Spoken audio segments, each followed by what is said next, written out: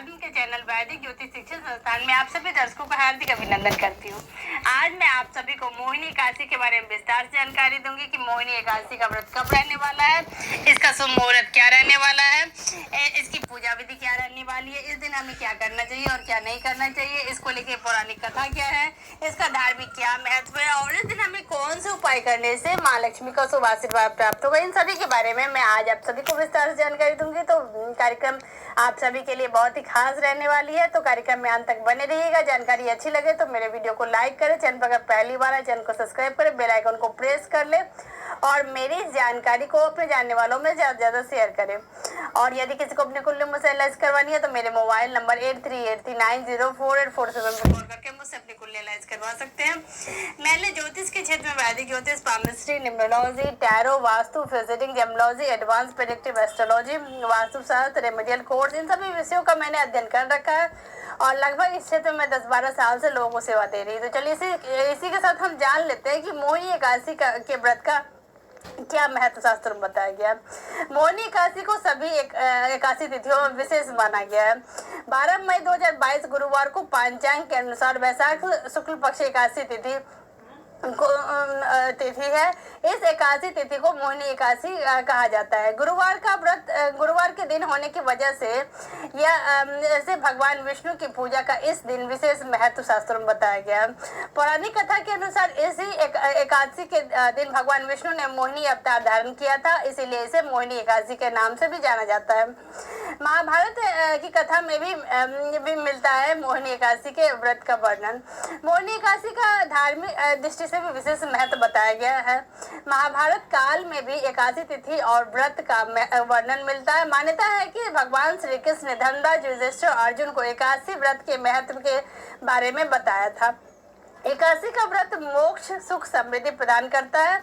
इसके साथ ही पापों से मुक्ति और मोक्ष की प्राप्ति होती है। इस दिन व्रत रखकर विधि पूर्वक भगवान विष्णु की पूजा करने से सभी प्रकार की मनोकामना पूर्ण हो जाती है। मोहिनी एकादशी का व्रत कठिन माना जाता है। एकादशी का व्रत सभी व्रतों में कठिन माना जाता है। मोहिनी एकादशी का व्रत 10वीं तिथि के समापन से ही आरंभ हो जाता है। मोहिनी एकादशी का पारण यानी कि समापन द्वादशी तिथि में किया जाएगा। एकादशी के व्रत में पारण का विशेष महत्व होता है। एकादशी का पारण यदि विधि पूर्वक और शुभ मुहूर्त में ना किया जाए तो इसका पूर्ण फल लाभ की प्राप्ति नहीं होती है। अब आइए हम जान लेते हैं कि मोहिनी एकादशी का शुभ मुहूर्त क्या रहने वाला। आइए जान लेते हैं। पंचांग के अनुसार वैशाख मास के शुक्ल पक्ष एकादशी तिथि 11 मई बुधवार को शाम 7:31 पर आरंभ होगी, जो 12 मई गुरुवार की शाम 6:51 तक रहने वाली है। एकादशी की सूर्योदय व्यापनी तिथि 12 मई को रहेगी, इसीलिए इस दिन मोहिनी एकादशी का व्रत रखना श्रेष्ठकर माना जाएगा। मोहिनी एकादशी का व्रत का पारण का समय रहने वाला है 12 मई गुरुवार को। एकादशी व्रत रखने वालों को 13 मई शुक्रवार को पारण करना चाहिए। पारण का समय रहेगा सुबह 5:32 से आरंभ होकर 8:14 तक रहेगा। इस दौरान द्वादशी तिथि शाम के 5:42 तक रहने वाली है। अब हम जान लेते हैं कि मोहिनी एकादशी का क्या महत्व शास्त्रों में बताया गया। आइए जान लेते हैं। मोहिनी एकादशी के व्रत के बारे में बताया गया है कि इस व्रत को करने से व्यक्ति के मन में सभी प्रकार के सांसारिक मोह समाप्त होने लगते हैं और ईश्वर साधना में मन लगने लगता है। पद्म पुराण में एकादशी की जो कथा मिलती है उसमें भी यही तथ्य स्पष्ट होता है कि मोहिनी एकादशी मोह का हरण करने वाली एकादशी है। संसार में इस व्रत को करने से बड़ा कोई श्रेष्ठ व्रत नहीं माना जाता है। इस व्रत के महात्म्य को पढ़ने या सुनने से आपको 1000 गोदान करने के बराबर पुण्य फल की प्राप्ति होगी। मोहिनी एकादशी पर जो व्रत ना कर सके उन्हें सुबह से ही पूजा पाठ,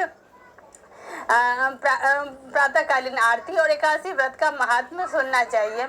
और इसके साथ ही इस दिन भगवान विष्णु को चंदन का तिलक और जौ चढ़ाना चाहिए। मोहिनी एकादशी के दिन हमें भूलकर भी कौन से काम नहीं करने चाहिए, आइए जान लेते हैं।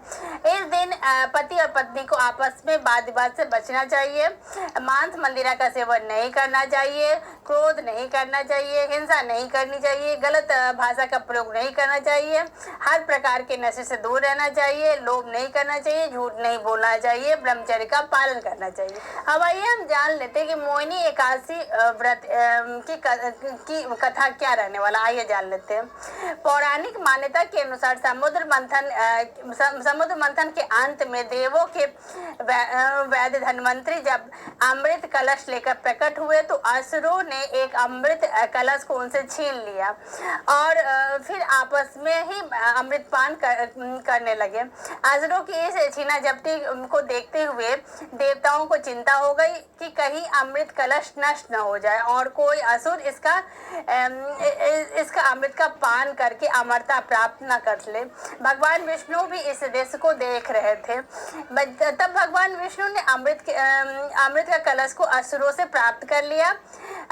इसके लिए उन्होंने मोहिनी का रूप धारण किया और जैसे ही असुरों के सामने गए सभी असुर उनके इस रूप से मोहित हो उठे और तब असुरों ने आपस में लड़ना भी बंद कर दिया और इसके पश्चात मोहिनी रूप धारण किए भगवान विष्णु ने असुरों से अमृत कलश भी वापस ले लिया।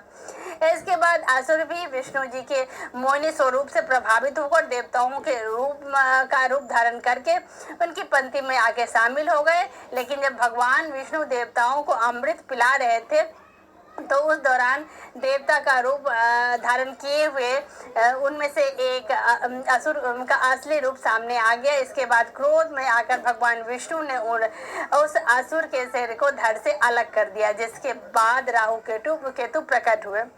कहते हैं कि भगवान विष्णु द्वारा मोहिनी रूप धारण करने के कारण ही अमृत कलश असुरों से बच पाया और उस अमृत को देवता ही पी पाए।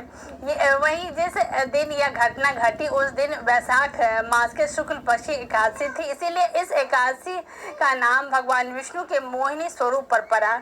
इस कारण मोहिनी एकादशी की कथा भगवान विष्णु के विधि विधान से पूजा और व्रत का महत्व बताया गया है। माना जाता है कि इस एकादशी का व्रत करने वाला मनुष्य सभी मोह बंधनों से मोक्ष को प्राप्त करता है। अब आइए हम जान लेते हैं कि मोहिनी एकादशी के दिन कौन से उपाय करने से माँ लक्ष्मी का आशीर्वाद पूरे वर्ष बना रहेगा, आइए जान लेते हैं। सबसे पहले इस दिन तुलसी के समक्ष देसी घी का दीपक जलाए और 11 बार तुलसी की परिक्रमा करें। इसके बाद पीपल के वृक्ष पर जल चढ़ाए और घी का दीपक प्रज्वलित करें। इस दिन चूंकि एकादशी का व्रत भी किया जा रहा है और ऐसे में माँ लक्ष्मी और भगवान विष्णु के साथ साथ दक्षिणवर्ती शंख की भी पूजा करें। पूजा के बाद पीले रंग के फल, पीले रंग के कपड़े और पीला अनाज किसी जरूरतमंद को दान करें। मुमकिन हो तो श्रीमद् भगवत का पाठ करें। इस दिन भगवान विष्णु का शंख से अभिषेक करें और माँ लक्ष्मी को खीर का भोग लगाएं। भोग में तुलसी का पत्ता अवश्य डालें। हालांकि यहाँ इस बात का विशेष ध्यान रखें कि एकादशी के दिन कभी भी तुलसी का पत्ता ना तोड़ें। ऐसे में आप चाहे तो पूजा के लिए एक दिन पहले ही तुलसी के कुछ पत्ते तोड़कर अपने पास रख सकते हैं और फिर से अगले दिन पूजा में शामिल कर सकते हैं।